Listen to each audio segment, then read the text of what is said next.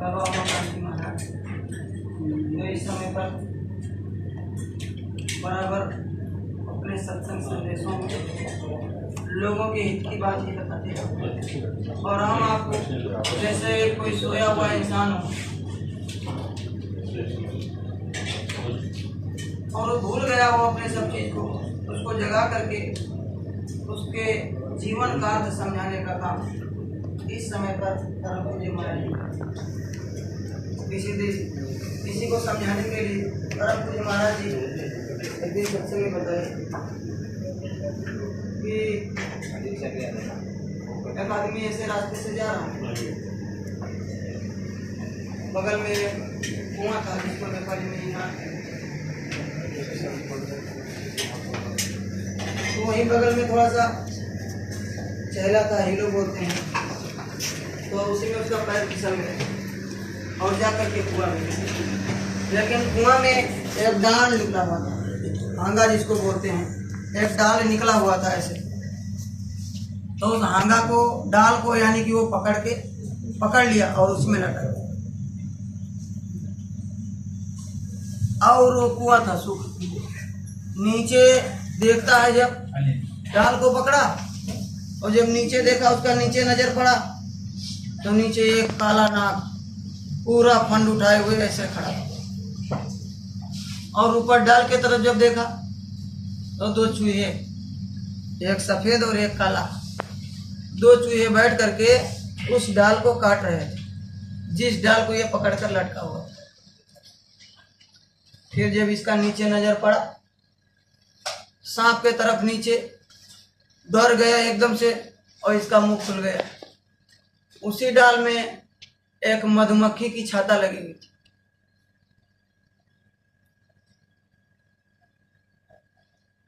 तो जैसे मुंह खुला तो उस मधुमक्खी के छत्ते से माँ, जिसको मधु बोलते हैं, वो धीरे से थोड़ा सा चू गया और वो आकर के उसी के मुंह में गिर गया। तो बहुत मिठास लगा उसको, बड़ा आनंद आया, बहुत अच्छा लगा। जैसे मुंह में माँ गया, बस वो नीचे सांप को भी भूल गया और ये एक छोटी सी डाल को पकड़ करके लटका, इसको भी भूल गया। उसी डाल को दो चूहे सफेद और काला जो काट रहे उसको भी भूल गया, उसको उसी में आनंद आ गया। कहा ऐसी मीठी चीज तो बाहर कहीं मिलेगी नहीं, ऐसी मीठी चीज तो कहीं मिलेगी ही नहीं। ऐसा मीठा चीज देखो इसमें मिल रहा है, कितना बढ़िया मधु मेरे मुंह में आ गया। तब तक उसी रास्ते से एक महात्मा जी जा रहे थे, उसी रास्ते से एक महात्मा जी जा रहे थे। उन्होंने उनको लगा, क्योंकि महात्मा जो होते हैं वो जानकार होते हैं, किसी भी तरफ से गुजर जाए, जो समय के संत सदगुरु और महात्मा होते हैं वो बहुत जानकार होते हैं। आपके पास से गुजर जाए, आपको देख लें तो दूर से ही आपको रीड कर लेंगे, पढ़ लेंगे कि आप क्या सोच रहे हैं, आपके मनोभावना में क्या है और आप कहाँ से आ रहे हैं, कहाँ जाएंगे। एक बार की घटना है, इसी बीच में जोड़ देता हूँ। एक वकील साहब थे, बहुत पढ़े लिखे इंटेलिजेंट थे, अपने ये स्वामी जी महाराज जिनकी तस्वीर लगी है, सत्संग सुना रहे थे। वो अपने आप को बहुत जानकार समझते थे। मैं तो पढ़ा लिखा हूँ, मैं तो वकालत करता हूँ, मेरे से जानकारी है। साधु मंच पर बैठ करके कुछ भी बोलते रहते हैं। ये आया और बगल में अनाप शनाप बोलने लग गया, पता नहीं क्या क्या बोलने लग गया। बाबा जी कुछ नहीं बोले, सुनते रहे। बाबा जी एक एक बात को सुनते रहे और थोड़ी देर बाद काफी बोलता रहा एकदम, ये साधु क्या बताएंगे, ये तो सबको लूटते हैं, खाते हैं, बस इस साधुओं का काम यही है। मतलब एकदम अनाप शनाप बोलता रहा, ये क्या जानते हैं। बाबा जी ने थोड़ी देर के बाद उससे कहा अरे तू वही वकील तो है जो अभी घर में अपनी बीबी की चप्पल का मार खा के आया है। वो और फिर बोले वही एक चूड़ी के लिए इतना बात जैसे बता दिए। वो बिल्कुल सन्नाटा हो गया, चुप हो गया, एकदम से बिल्कुल कुछ नहीं जानता है, क्योंकि जो उसके साथ घटना घटा था वो बाबा जी ने बता दिया। तब वो गया और धीरे से बैठ गया, वो भी सत्संग में, पूरा सत्संग सुना और उसके बाद बाबा जी से मिलने गया। तब बाबा जी से पूछा कि बाबा जी ये तो बीबी मेरे को चप्पल तो मेरे घर के अंदर मारी थी, ना वहाँ कोई था, ना आप थे, ना मेरा कोई और सगा संबंधी था। आपको किसने बता दिया कि बीवी ने मेरे को चप्पल मारा है, और वो भी एक चूड़ी के लिए? तब उन्होंने कहा, महात्मा महापुरुष सब जानते, ये भी मैं जानता हूं कि आज तुम जाओगे दफ्तर, तब आज सबसे पहले वहां से लौटोगे तो चूड़ी ही खरीद करके लौटोगे। बाबा जी ने बता दिया। कहने का मतलब महात्मा महापुरुष जो समय के संत सदगुरु होते हैं वो सब बात जानते हैं, एक एक बातों को आपको बता देते हैं, दुआ और मदद भी करते हैं। अगर कोई दीनहीन होकर के आ जाए तो उसकी मदद करते हैं महात्मा महापुरुष। तो महात्मा जी उसी रास्ते से जा रहे थे जहां वो कुएं में गिरा हुआ था, कुएं में गिरा हुआ था, उसी रास्ते से जा रहे थे। तो महात्मा जी समझ गए कि इस कुएं में तो कोई बच्चा फंसा हुआ है। महात्माओं का काम यही होता है केवल, मैंने कई बार बताया।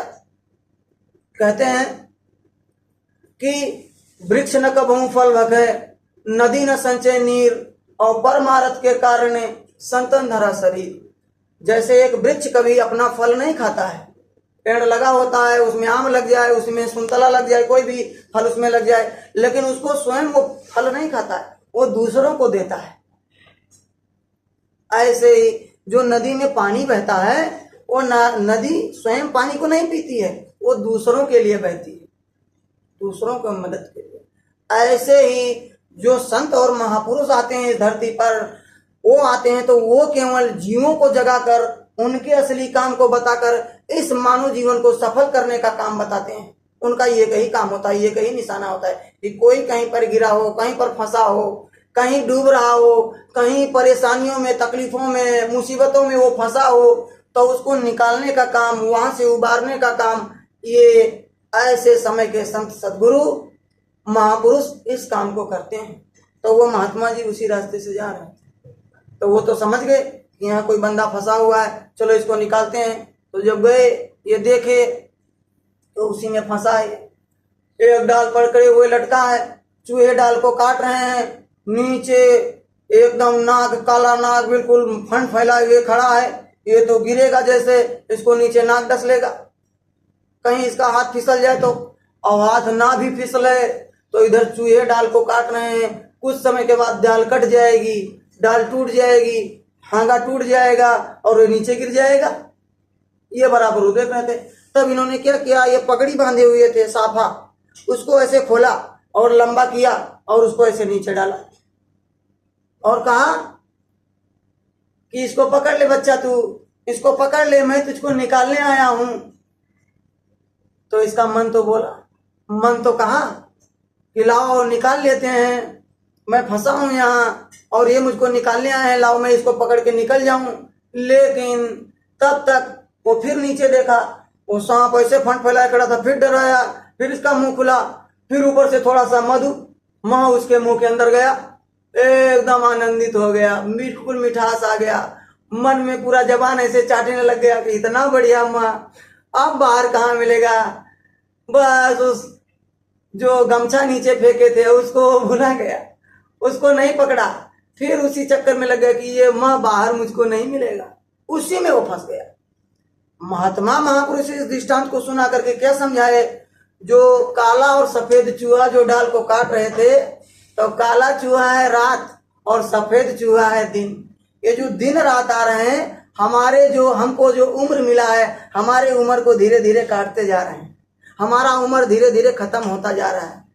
महात्मा महापुरुष इस दृष्टांत को सुना करके ये समझाना चाहते हैं कि जो हमारा आपका ये मनुष्य शरीर, जो मानव जीवन मिला है, ऐसे ही जैसे वो आदमी उस कुएं में फंसा है और एक कटती हुई डाल को पकड़े है और नीचे मौत, फंड, सांप मुंह फैलाए बिल्कुल उसको निगलने के लिए खड़ा है, ऐसे ही हम आप, ऐसे ही टूटे हुए डाल को, जो दिन रात के चूहे ये लगे हैं, जो दिन और रात आता है, ये धीरे धीरे हमारी जिंदगी को खत्म करता जा रहा है। हम धीरे धीरे मृत्यु के करीब आते जा रहे हैं, लेकिन फंसे कैसे हैं, जैसे वो मधु खाता था अपने मुंह में, उसके मुंह में मधु आ जाता था, माँ आ जाता था, इसी तरह हम आप ये रुपया, पैसा, धन दौलत, बीबी, बच्चे, इसी कामों में उलझे हुए हैं और अपने असली काम को भूले हुए हैं। और ऐसे महात्मा महापुरुष जो समय के संत सदगुरु होते हैं, वो यही काम करते हैं कि अपने मौत को भूले बैठे हैं।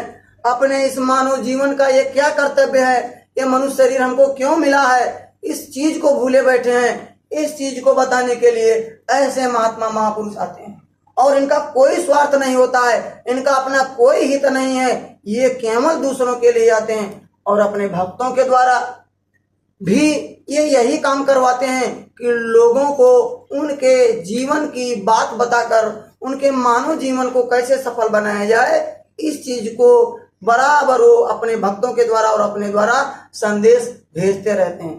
तो हम आप उसी तरह कुएं में फंसे हैं। जो धन और दौलत है, जो रुपया और पैसा है, जो मकान और दुकान है, जो मान सम्मान है, अभी आपने प्रार्थना बोला था कि क्या लेकर के आया जग में, क्या लेकर के जाएगा, सोच समझ ले रे मन मूर्ख, आखिर में पछताएगा। आप कितने भी बड़े इंसान हो, कितना भी आप कमाते हो, कितना भी धन दौलत हो जाए, कितना भी घर मकान हो जाए, बढ़िया मान सम्मान मिल जाए, आप डॉक्टर इंजीनियर, आप सांसद बन जाओ, प्रधानमंत्री बन जाओ, लेकिन आप सोचो बैठ करके कि क्या आपके साथ जाएगा कुछ? ये कुछ नहीं जाने वाला है। ना धन जाएगा, ना पैसा जाएगा, ना रुपया जाएगा, ना मान सम्मान जाएगा, ना गाड़ी घोड़ा जाएगा।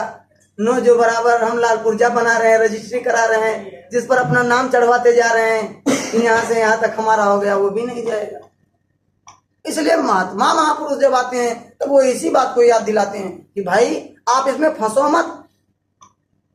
बाबा जी ये भी नहीं कहते हैं कि आप साधु सन्यासी बन जाओ, आप घर को छोड़ करके, आप बाल बच्चों को छोड़ करके और बस कपड़ा पहन लो, साधु बन जाओ, जंगल चले जाओ, ये भी नहीं कहते हैं। महात्मा महापुरुष से नहीं कहते। महात्मा महापुरुष क्या कहते हैं, बाबा जी क्या कहते हैं, अपने जो बाबा उमाकांत जी महाराज हैं ये क्या कहते हैं? ये कहते हैं कि आप अपने घर परिवार में रहो, अपने बाल बच्चों की सेवा करो, जो मेहनत मजदूरी करते हो, जो नौकरी व्यापार बिजनेस करते हो, आप उसी में रहो, उसको मेहनत और ईमानदारी के साथ करो। बाबा जी ये कभी मना नहीं करते। लेकिन बाबा जी ये कहते हैं कि बराबर जैसे वो नीचे फन फैलाए खड़ा हुआ था, मौत उसके सामने खड़ा था, इसी तरह आप अपने मौत को सामने रखो, मौत को याद रखो कि हमको एक दिन मरना है, हमको एक दिन यह संसार छोड़ करके जाना है। दूसरी बात ये याद रखो कि जब संसार छोड़ करके जाना है तो ये जो मद मेरे मुंह में बार बार आ रहा है ये हमारे साथ नहीं जाएगा। तो जो जाएगा उसका हम हिसाब किताब करें, उसकी तैयारी करें, जाने की तैयारी करें। जैसे जब किसी को जाना होता है, यहाँ किसी का वीजा पूरा हो जाए और जब उसको जाना हो तो वो क्या करता है, और पहले से ही तैयारी करने लगता है, ये सामान मुझको घर ले जाना है, ये सामान ले जाना है, वो शॉपिंग करने लगता है, तौलने लगता है कि भाई 30 किलो जाना देगा, तो हम इतना इसको अपना पैकिंग कर लें, हैंड बैग मेरा 10 किलो का जाएगा, तो उसका वो तैयारी करने लगता है, जाने की तैयारी करने लगता है, घर के तरफ जो जाने की, जो सामान ले जाने देता है उसकी तैयारी करने लगता है। अब इसी बात को समझने की जरूरत है।